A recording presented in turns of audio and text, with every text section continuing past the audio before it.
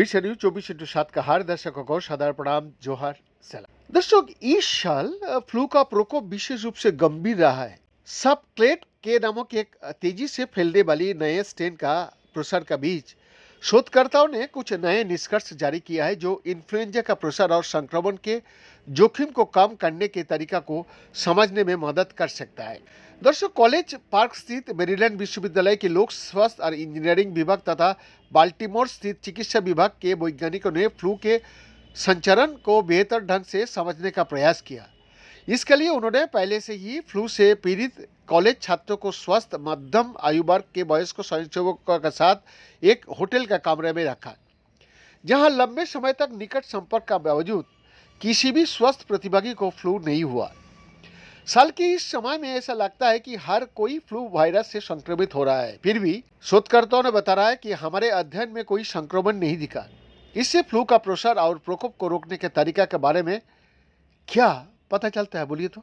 जी हाँ, ये बात एसपीएच के वैश्विक पर्यावरण और व्यावसायिक स्वास्थ्य विभाग के प्रोफेसर और वैश्विक संक्रामक रोग एरोबायोलॉजी विशेषज्ञ डॉक्टर डोनाल्ड मिल्टन ने बात कही, जो कोविड-19 के प्रसार को रोकने के तरीका को पहचान करने वाली पहले लोग में वो थे। प्लस पैथोजन में प्रकाशित ये अध्ययन प्राकृतिक रूप से संक्रमित और असंक्रमित लोगों के बीच हवा के माध्यम से इन्फ्लुएंजा का प्रसार की बारीकी से जांच करने वाला पहला नियंत्रित नैदानिक परीक्षण था, जहां प्रयोगशाला में संक्रमित प्रतिभागियों पर आधारित पिछले शोध के विपरीत यह परीक्षण वास्तविक जीवन के मामले में केंद्रित था। मिल्टन और उनके सहयोगी डॉक्टर जियानु लाई ने विश्लेषण किया कि स्वयंसेवकों में से कोई भी बीमार क्यों नहीं हुआ।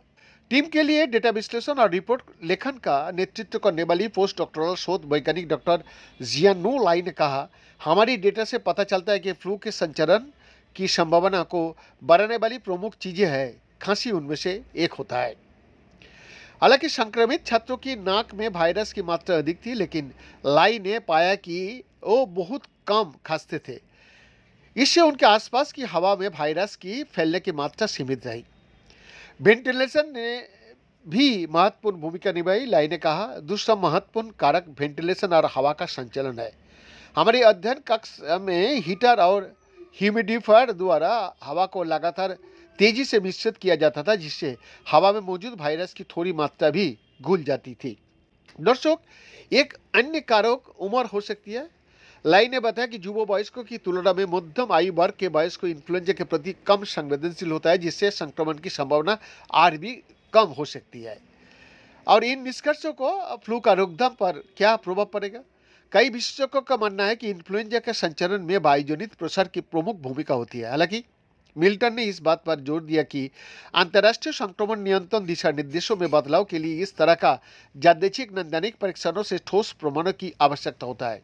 शोध दल इस बात की जांच जारी रखा हुआ है कि फ्लू का कितना प्रसार सांस लेने के माध्यम से होता है और किन परिस्थितियों में वायुजनित संचरण होता है। एक्सक्लूसिव रिपोर्ट, विश्व न्यूज 24/7 रांची।